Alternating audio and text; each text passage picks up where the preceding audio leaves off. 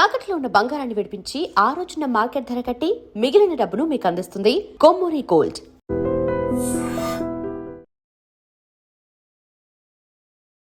నమస్కారం. ఐడ్రీమ్ ప్రేక్షకులకు స్వాగతం, సుస్వాగతం.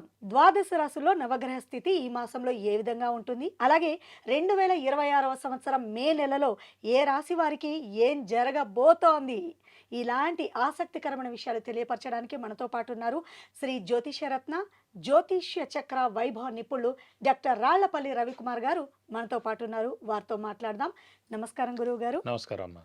గురువు గారు, ద్వాదశ రాశుల్లో ఈ మాసంలో తీసుకున్నట్లయితే నవగ్రహ స్థితి ఏ విధంగా ఉంటుంది? తప్పకుండా. శరదిందు సమాకారే పరబ్రహ్మ స్వరూపిణి వాసరాపీఠ నిలయే సరస్వతి నమస్తుతే. ఐడ్రీమ్ ప్రేక్షకులకు నమస్కారం. మామూలుగా ఏంటంటే ద్వాదశ రాశుల్లో నవగ్రహాలు ఎక్కడ ఉన్నాయో తెలుసుకుంటాం. తెలుసుకున్న తర్వాత ఆ స్థానాల్లో ఆ గ్రహాలు ఉంటే కనుక ఈ మాసం అంతా ఏ ఫలితాలు ఇస్తారో ఏ రాశులకి దాన్ని బట్టి మనం తెలుసుకోవచ్చు అన్నమాట. దానికి ముందుగా ఏంటంటే మనకి సూర్యుడు రవిగ్రహం వచ్చేసి మనకి మే 15 నుంచి ఏమో మనకి వృషభ రాశిలోకి వస్తాడండి. సో మే 14 తారీఖు దాకా మటుకు మేషరాశిలోకి ఉంటాడు. సో ఏప్రిల్ 15 టు మే 14 మేషరాశిలో, మళ్ళీ మే 15 టు జూన్ 15 దాకా ఏమో వృషభ రాశిలో ఉంటాడు. నెక్స్ట్ వచ్చేసి కుజుడు వచ్చేసి మే 11వ తారీఖు నుంచి మేషరాశిలో స్వస్థానంలోకి వస్తాడు. తర్వాత రాహుగ్రహం వచ్చేసి మనకి కుంభరాశిలో ఉంటారు. అలాగే గురువు వచ్చేసి మనకి మిథున రాశిలో ఉంటారు. అలాగే శని వచ్చేసి మనకి మీన రాశిలో ఉంటారు. కేతు వచ్చేసి మనకి ఈ సింహరాశిలో ఉంటారు. అలాగే శుక్రుడు వచ్చేసి మనకి 14వ తారీఖు నుంచి స్వస్థానమైన మనకి వృషభ రాశిలో నుంచి మిథున రాశిలోకి వెళ్ళిపోతాడు. సో 13వ తారీఖు దాకా మటుకు వృషభ రాశిలో స్వస్థానంలో ఉంటాడు. అలాగే గురువు కూడా మనకి జూన్ 2వ తారీఖు నుంచి మళ్ళీ కర్కాటక రాశిలో కూడా మారిపోతాడు. ఇది కాకుండా బుధుడు వచ్చేసి మనకి వృషభ రాశిలో ఉంటారు. 14వ తారీఖు మే నుంచి మళ్ళీ మిథున రాశిలోకి వెళ్ళిపోతాడు. సో ఇవ్వండి ద్వాదశ రాశుల్లో నవగ్రహాలు ఈ స్థానాల్లో ఈ మాసం అంతా ఉంటారు. 2026వ సంవత్సరం మే నెలలో ఉన్నాం కదా, వృశ్చిక రాశి వారికి ఎలా ఉంటుంది, వారేం చేయాలి, ఇది తెలుసుకోవాలని చాలా ఎదురు చూస్తున్నారు కదా. రానే వచ్చింది ఆ టైం. మరి గురువుగారితో మాట్లాడి వృశ్చిక రాశి వారికి ఏ విధంగా ఉంటుందో తెలుసుకుందాం. గురువుగారు, వృశ్చిక రాశి వారికి ఏ విధంగా ఉంటుంది? చాలాసేపటి నుంచి మా ప్రేక్షకులు ఎదురు చూస్తూ ఉన్నారు. తప్పకుండా. వృశ్చిక రాశి అనగానే మనకి విశాఖ 4వ పాదం, అనురాధ 1, 2, 3, 4 పాదాలు, జ్యేష్ఠ 1, 2, 3, 4 పాదాలు, ఈ నక్షత్రాల సమూహంతో మనకి వృశ్చిక రాశిలోకి వస్తుంది. సాధారణంగా వృశ్చిక రాశి అనగానే చంద్రుడు నీచ స్థానంలో ఉంటాడు. చంద్రుడు మెయిన్గా మనస్కారకుడు, బుద్ధికారకుడు, మాతృకారకుడు. సో ఈ మూడింటికి కారకత్వం చంద్రుడు అండి. అలాంటి చంద్రుడు నీచలో ఉన్నందుకంటే విపరీతమైన ఆలోచన, అధైర్యం, మానసిక ఆందోళన, స్ట్రెస్, స్ట్రెయిన్ ఎక్కువగా వీళ్ళు ఫీల్ అవుతూ ఉంటారు. అలాగే చంద్రుడు మాతృకారకుడు కూడా అన్నాం కాబట్టి వాళ్ళ అమ్మగారు కూడా విపరీతంగా ఆలోచిస్తూ ఉంటారు అన్నమాట. వీళ్ళకి ఏంటంటే వీళ్ళు కూడా చాలా మొండిగా ఉంటారు, చాలా స్ట్రైట్ ఫార్వర్డ్గా ఉంటారు, ధైర్యంగా ఉంటారు. ఒక్కొక్కసారి మటుకు చాలా బాధపడిపోతూ ఉంటారు, డిప్రెస్డ్ మూడ్లో ఉంటారు అన్నమాట. సో చంద్రుడు మెయిన్గా ఫ్లక్చుయేషన్ కారకం అనమాట. సో ఈ రాశి వారికి మెయిన్గా అంటే పంచమ స్థానంలో శని పర్వాలేదండి. సో మెయిన్గా రాహు కేతువులు మటుకు చతుర్థ స్థానంలో, దశమ స్థానం ఇది కూడా పర్వాలేదు. కానీ అష్టమ స్థానంలో గురువు ఉండడం చేత దైవబలం, దైవానుగ్రహం, గురుబలం అనేది తగ్గింది. ఎప్పుడైతే దైవబలం, దైవానుగ్రహం, గురుబలం తగ్గిందో అన్ని పనులు కూడా ఆలస్యం అవడం, స్లోగా అవడం, పెండింగ్ పడిపోవడం, పోస్ట్ పోన్ అవ్వడం ఇవన్నీ జరుగుతుంటాయి అన్నమాట. నేను మిశ్రమంగానే ఉంటుందని చెప్పుకోవచ్చు ఈ నెలలాళ్ళు. ఎందుకంటే మళ్ళీ జూన్ 2 వచ్చింది అనుకోండి, గురువు భాగ్యస్థానంలో వస్తాడు.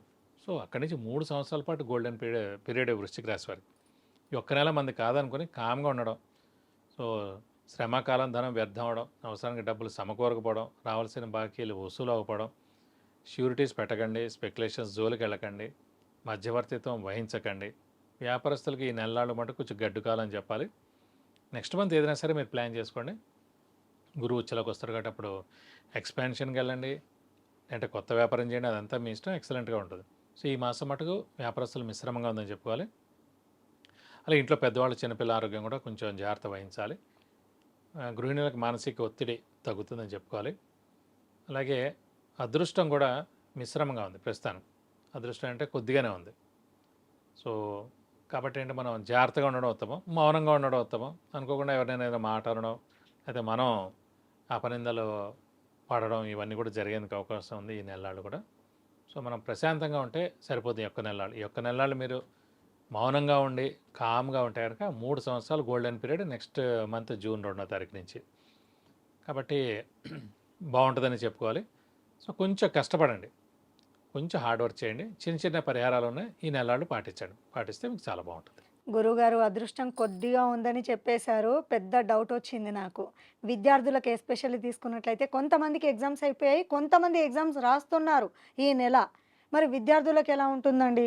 విద్యార్థులకు మటుకు సువర్ణ అవకాశం అని చెప్పుకోవచ్చు. ఎందుకంటే అష్టమ స్థానంలో ప్రస్తుతం గురువు ఉన్నాడు. జాతరీత్యా కూడా ఎప్పుడైతే అష్టమ స్థానంలో గురువు ఉంటాడో తల్లిదండ్రులు దూరంగా ఉండి ఉన్నత చదువు చదువుకోవడం, లేదంటే ఉద్యోగం చేయడం అనేది ఉంటుందన్నమాట. సో ఇప్పుడు అనుకోకుండా గోచారీత్యా అష్టమ స్థానంలో గురువు ఉన్నందుకు వీరికి మంచి ర్యాంక్ సాధించడం, మంచి సీట్ పొందడం, మంచి అడ్మిషన్ పొందడం మంచి యూనివర్సిటీలో అనేది ఉంది. అందుకే వాళ్ళు దూరం వెళ్ళి చదువుకునేది ఉందన్నమాట. అటు ఫారిన్ అవ్వచ్చు, లేదంటే వేరే స్టేట్కైనా. సో అందుకు విద్యార్థులకు చాలా బాగుంటుంది చెప్పుకోవచ్చు. జూన్ 2వ తారీఖు తర్వాత వచ్చే రిజల్ట్స్ ఏమన్నా కూడా అవి ఇంకా అత్యద్భుతంగా ఉంటాయి. ఎందుకంటే అప్పుడు గురువు ఉచ్చలో కూడా ఉంటాడు కాబట్టి. సో విద్యార్థుల మటు సువర్ణ అవకాశం అని చెప్పుకోవచ్చు. ఆర్థికంగా ఎలా ఉంటుందంటారు? ఆర్థికంగా కూడా ఈ ఒక్క నెలలు మిశ్రమంగా ఉంటుందండి.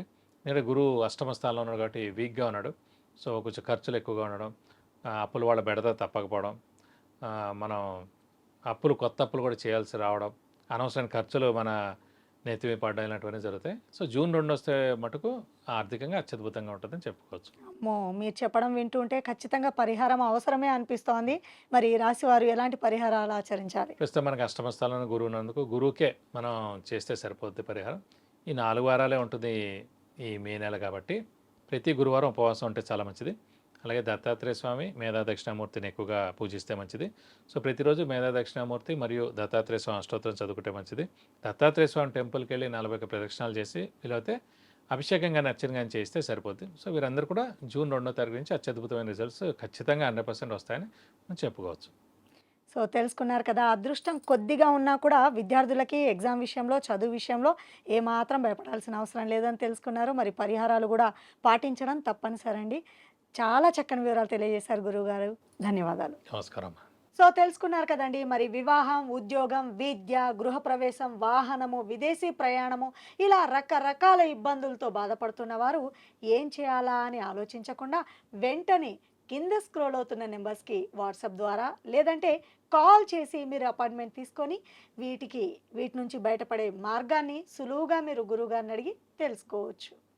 నమస్కారం. And for more videos, Please subscribe to iDream channel. Subscribe to iDream Media. Please subscribe to iDream. Please subscribe to iDream. Please subscribe iDream. And please subscribe to iDream.